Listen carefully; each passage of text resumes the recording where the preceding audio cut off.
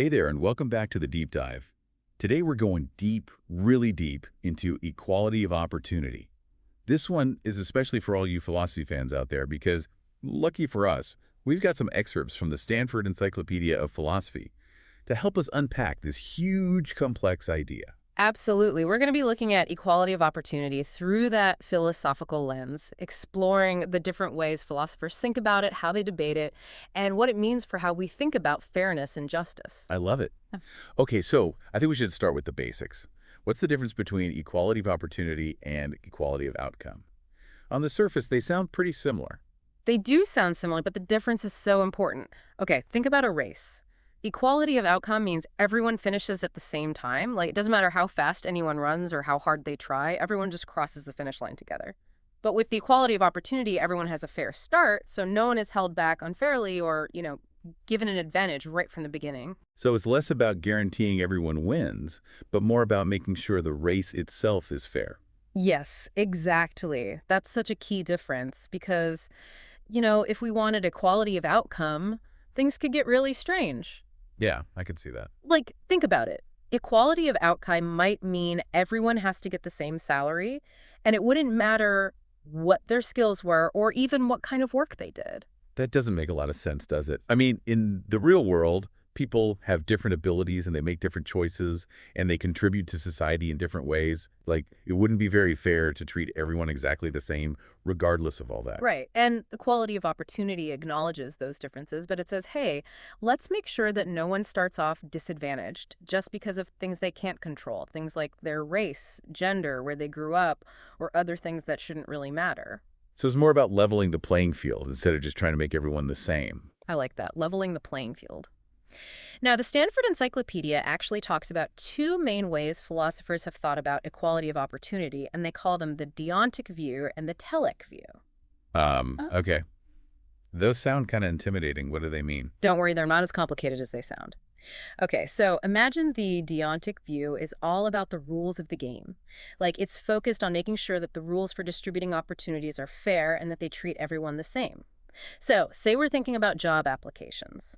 A deontic approach would want to make sure that the hiring criteria are clear and that they aren't hiding any biases, and also that the selection process is actually unbiased and that, of course, there's no discrimination happening. So it's basically saying, let's make sure the rules themselves are fair and everyone is following the same rules. Exactly.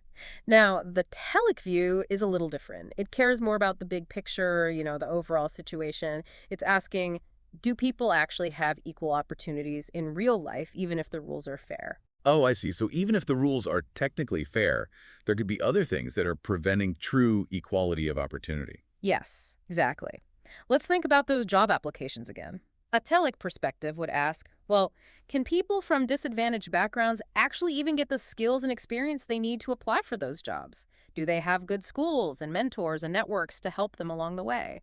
So it's really about looking beyond just the rules and thinking about the whole social context. Yeah, because even with perfect rules, some people might not even be able to get to the starting line, so to speak. That's a great point. So the Telic view is saying that we need to think about the social and economic inequalities that create these unequal starting points. Right. And now you can start to see how these two views, the deontic and the telic, can actually work together. We need both fair rules and a level playing field to really achieve equality of opportunity. They each bring something important to the table. In the Stanford Encyclopedia, they use this helpful analogy of a spectrum to talk about this. It goes from thin conceptions of opportunity, which are more formal, to thick ones, Mm. which are more substantive. Oh, that's a good way to think about it. So tell me, what would be at the thin end of this spectrum? Well, at the very thinnest end, you have what's called formal equality. This is basically just the absence of legal barriers to accessing things. So, for example, we have laws that prevent discrimination based on race, gender, or religion when it comes to things like jobs, education, and housing. So it's about making sure the law says everyone has the right to participate, that no one is excluded just because of who they are. That's right. But as we move along the spectrum toward the thicker conceptions, things start to get, well, thicker. These conceptions start to deal with barriers that are harder to see, the ones that go beyond the formal legal stuff. For example, they might say, hey, even if there's no official discrimination, what about those unofficial practices or just those cultural things that can actually disadvantage certain groups? Right, so you might have a law that says everyone has equal access to education, but what if certain schools are underfunded or located in areas that are hard to get to? Or what if there are cultural biases that make it harder for certain students to succeed, even if they're technically allowed to be there? Exactly. And a thicker conception of opportunity might also say it's not enough to just give people the legal right to participate. What if they don't have the resources or the support to actually take advantage of those opportunities? So it's not just about having a seat at the table, it's about having the tools you need to actually participate in the conversation. That's a great way to put it. And as we keep moving along this spectrum, we get to conceptions that are really trying to tackle those underlying social and economic inequalities, those things that create unequal starting points.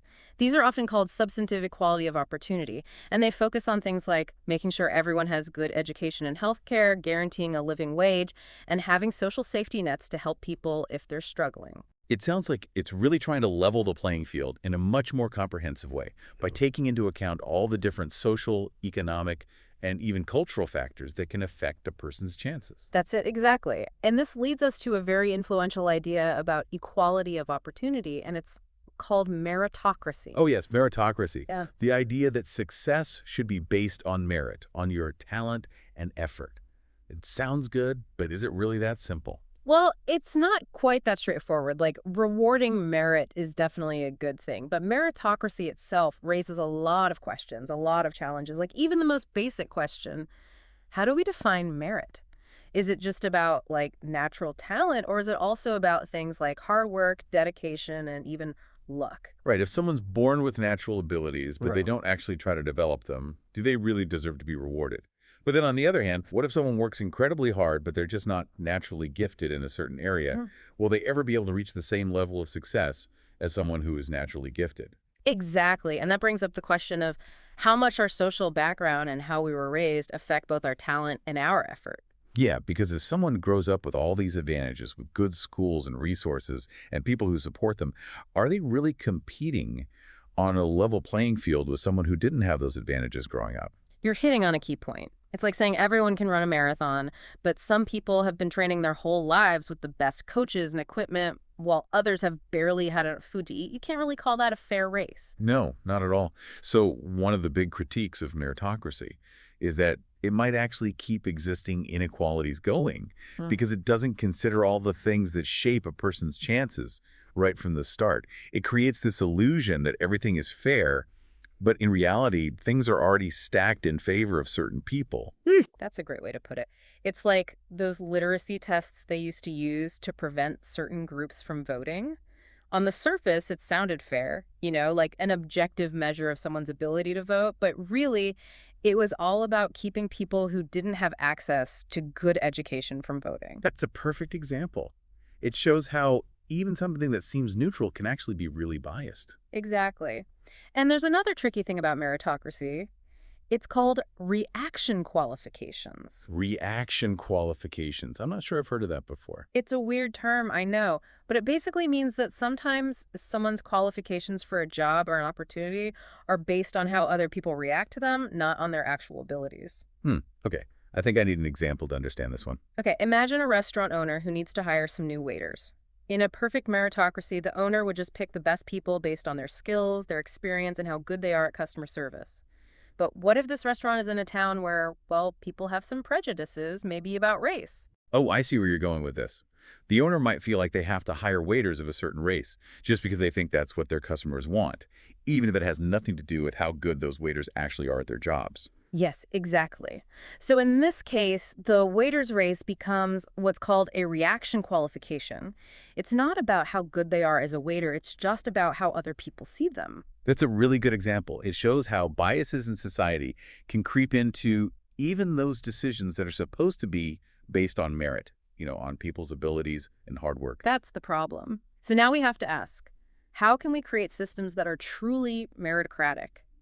How can we make sure that people are rewarded for their talent and effort, but also minimize the impact of all these external factors? That's a great question. And it sounds like meritocracy, even though it's a good idea in theory, is much harder to put into practice than we might think at first. You're right about that.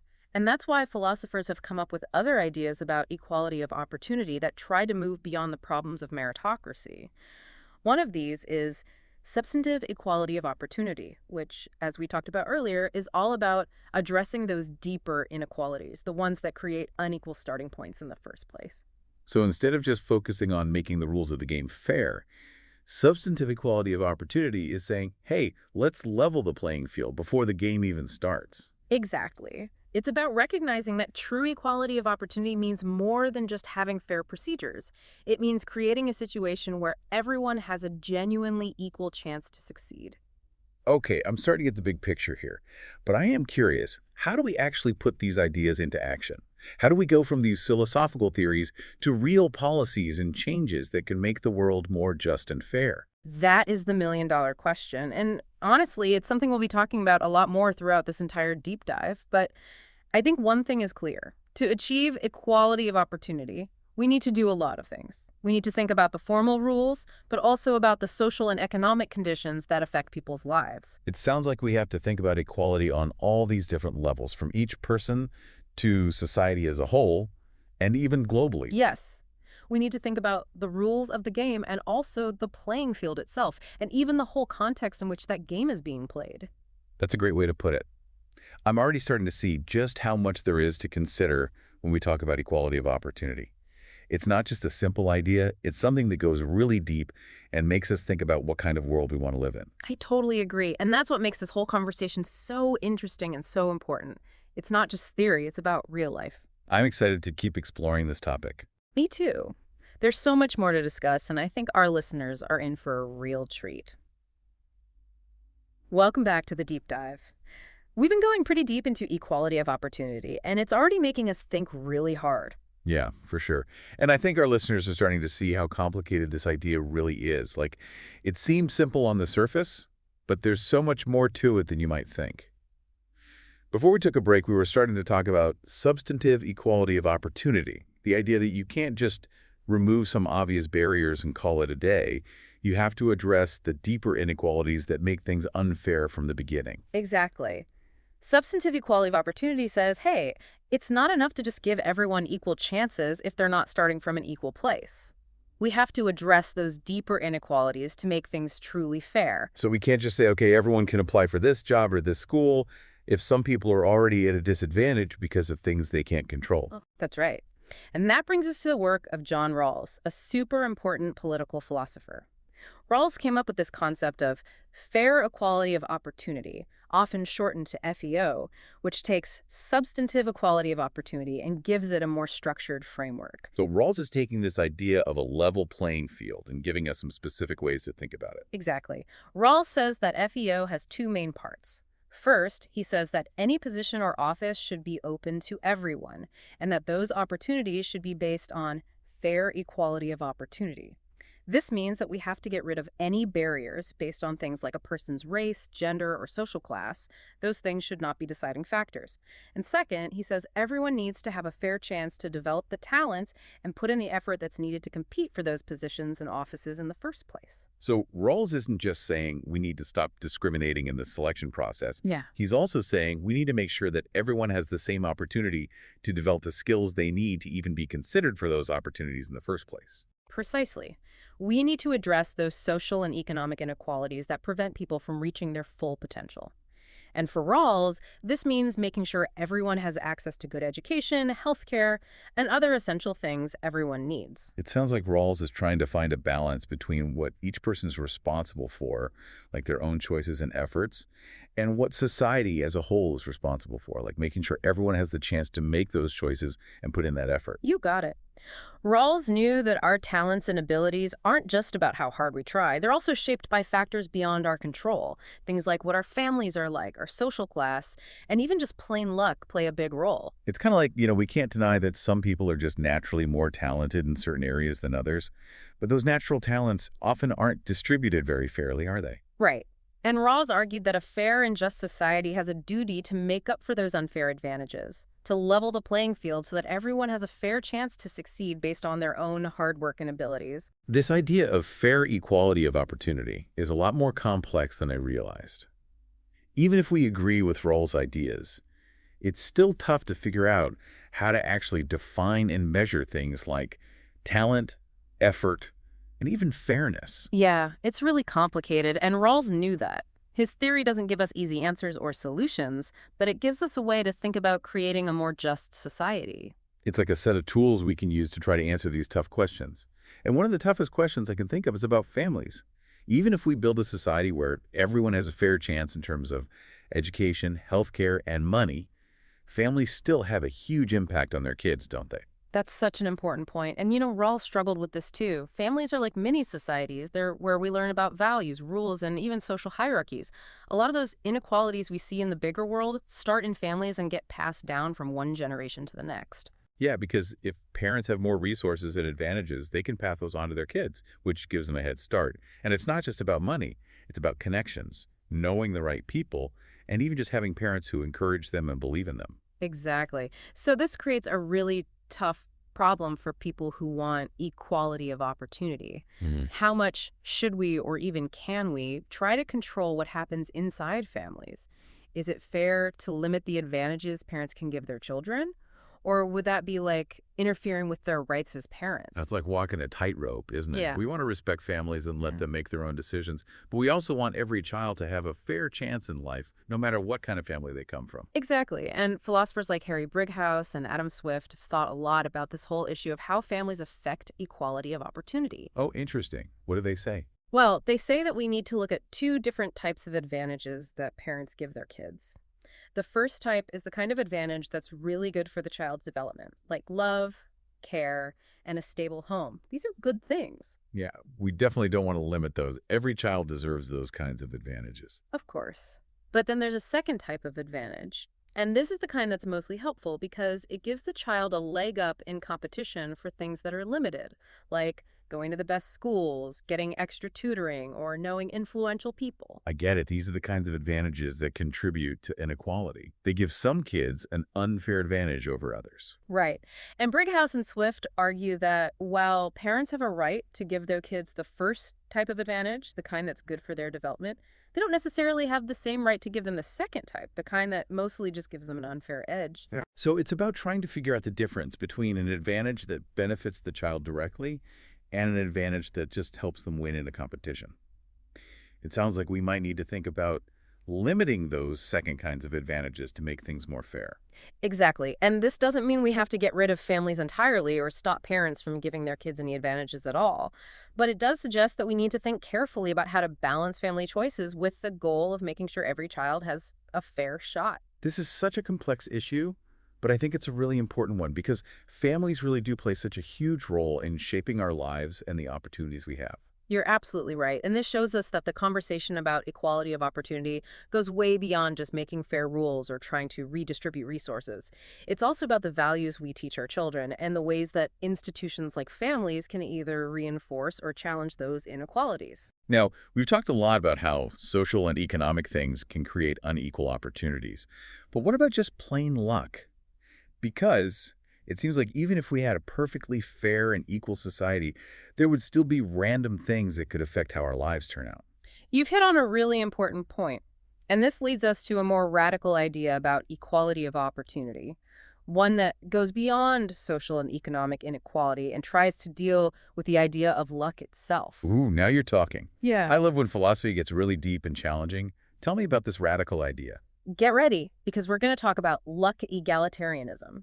It's this philosophical view that says even natural talents, those things we're just born with, are morally arbitrary, meaning they shouldn't determine how our lives turn out. Wait, hold on. Are you saying that someone who's born with amazing athletic ability or a natural talent for music shouldn't be able to benefit from those gifts? That doesn't seem very fair, does it? I know it can sound kind of unfair at first, but luck egalitarians say we need to think about two different kinds of luck: option luck and brute luck. Okay, I'm listening.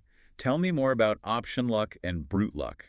Option luck is the luck that comes from the choices we make. Like if you decide to invest money in the stock market, you're taking a chance. You might get lucky and make a lot of money, or you might be unlucky and lose it all.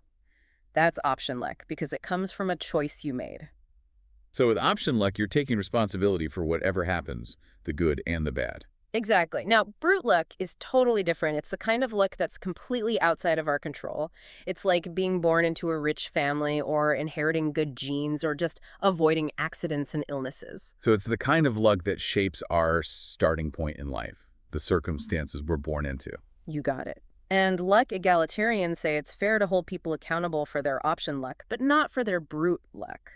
They say that a truly just society should try to balance out brute luck so that everyone has a decent chance in life, no matter what circumstances they were born into. So, for example, if someone is born with a disability or a health problem, society should help them overcome those disadvantages and give them a chance to live a good life, just like someone who was born healthy. Yes, exactly. Or if someone is born into poverty, society should make sure they have access to things like good education, healthcare, and job opportunities so they have a chance to get out of poverty and live up to their potential. I can see why this idea of luck egalitarianism is appealing. It seems like a much more complete vision of equality of opportunity than some of the other ideas we talked about. It is a more radical vision. It makes us really think about how much luck affects our lives and how we can create a society that's fair for everyone, no matter what kind of hand they were dealt. I can imagine some people might say luck egalitarianism goes too far, that it takes away personal responsibility and creates a system where people become dependent on help. Yeah, those are some common concerns. But luck egalitarians have thought about that, and they have some responses. They say recognizing the role of brute luck doesn't mean we're denying individual responsibility. It just means we're acknowledging that not everyone starts from the same place, and a just society needs to help those who are dealt a bad hand. So it's not about making sure everyone gets the same outcome no matter what they Um, do. It's about making sure everyone has a real chance to make choices that can lead to a good life, even if those choices might lead to different results for different people. Exactly. It's about giving people the tools they need to be self-sufficient and contribute to society, not making them dependent on handouts. Now, we've been talking about equality of opportunity within a specific society, but what about the whole world? There are huge differences in wealth, resources, and opportunities between countries. How do these ideas apply on a global scale? That's a really important question, and it's becoming more and more relevant as the world becomes more interconnected. We can't just talk about fairness within our own borders and ignore the global systems that create inequality on a huge scale. It's like we can't just pretend those inequalities don't exist, can we? Absolutely not. And this brings up a whole bunch of new challenges and questions. For one thing, it makes us think about who we consider to be part of our moral community, the people we believe we have a moral obligation to. So are we saying that we have the same responsibilities to people in other countries as we do to our own citizens? Or do our obligations stop at our own borders? That is a really tough question, and different philosophical viewpoints have different answers. Some people think we only really have strong obligations to people within our own nation because we share a political system and community with them. So they're saying we have special responsibilities to our fellow citizens, but not necessarily to people in other countries. Right, but others say our moral obligations apply to everyone, regardless of where they live or what their nationality is. So they see us all as part of one big global community, and we have a responsibility to make sure everyone has a chance at a good life, no matter where they were born. Exactly. And this global perspective changes how we think about equality of opportunity. If we truly believe everyone deserves a fair chance, then we need to start thinking about how to fix the global systems that create these inequalities. So it's not just about sharing resources within our own countries, it's about creating a fairer world for everyone. That's it. And this means addressing problems like unfair trade practices, the burdens of debt, climate change, and the exploitation of workers in less developed countries. Wow, that's a big task. But it seems like it's really necessary if we're serious about creating a world where everyone has a chance. I agree. And it reminds us that this whole discussion about equality of opportunity isn't just some theoretical debate. It has real-world consequences for how we live our lives, how we structure our societies, and how we interact with each other on a global level. Welcome back to the Deep Dive. We've been really digging into this idea of equality of opportunity and seeing how it affects individuals, societies, and even the whole world. It's been a wild ride. We've covered so much from formal equality to that crazy concept of luck egalitarianism. And we even talked about how families can impact things. But before we finish up, I'm really curious to push this even further. Remember you mentioned something about equality of opportunity on steroids. That's right. Get ready, because we're about to explore some really out there ideas, concepts that challenge how we usually think about fairness and what might actually be possible. I am so ready. Lay it on me. Okay, so let's go back to luck egalitarianism for a second. We talked about how it tries to make things fair by reducing the effects of brute luck, those things we're born with, like our genes or our family background. But some philosophers are taking this even further, saying we should aim to completely get rid of brute luck. Get rid of brute luck. Yep. Isn't that kind of impossible? How can we just erase the random stuff that happens in life? It feels like brute luck is just part of being human. I know, it sounds crazy, right? But these philosophers are asking us to think bigger, to imagine a future where maybe technology and how we organize society could actually let us minimize or even totally get rid of the impact of those random factors. I'm trying to imagine what that would even look like. A world without brute luck. What would that be like? Okay, imagine a world where we can use genetic engineering to get rid of all inherited diseases and maybe even enhance people's cognitive abilities.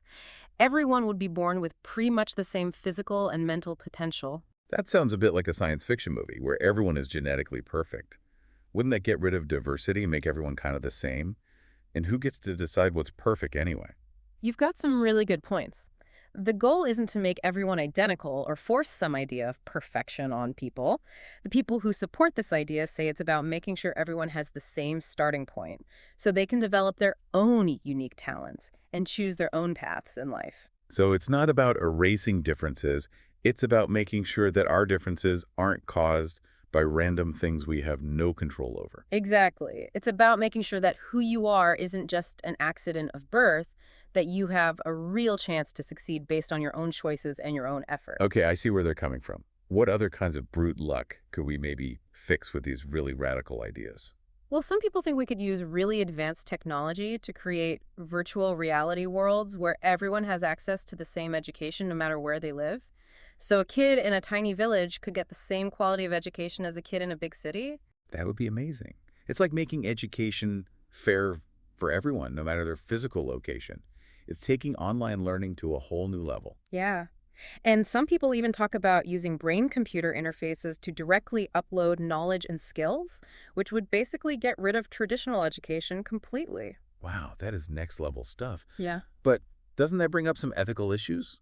Like, what about privacy? And what if someone misused this technology?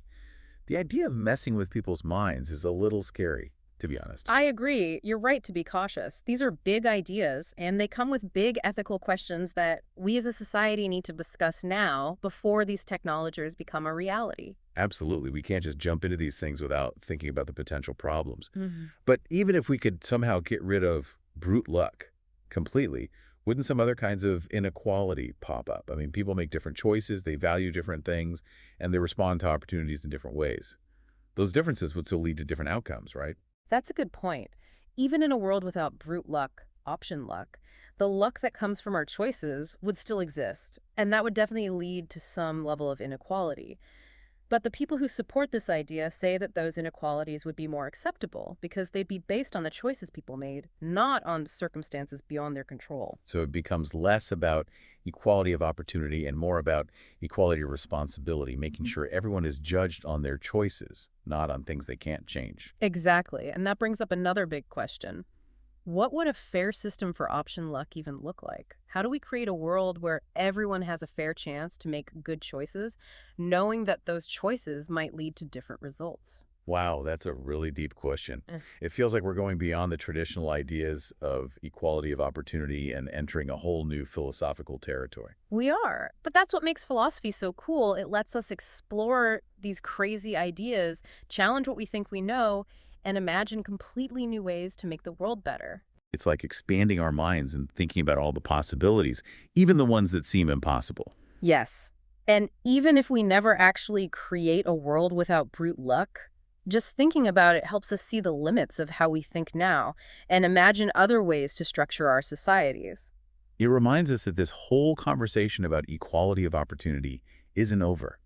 It's something we have to keep thinking about, debating, and trying new things to figure out. That's right. And it's a conversation that everyone should be a part of.